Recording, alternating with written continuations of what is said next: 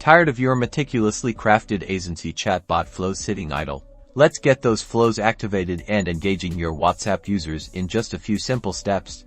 First, navigate to the Flows section in your Aisensy dashboard. This is where all your chatbot masterpieces reside. Find the specific flow you want to activate from the list. In this example, we'll activate our welcome flow, designed to greet new users. Now, look for the status toggle or an activate button associated with that flow. It's usually located near the flow's name or within its settings. Click that toggle to switch it from inactive to active. A confirmation message might appear. Just click confirm.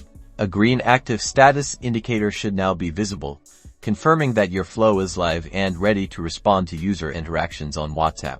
To verify, test your activated flow by sending a trigger word, like hi, on WhatsApp, and your activated chatbot should be automatically responding.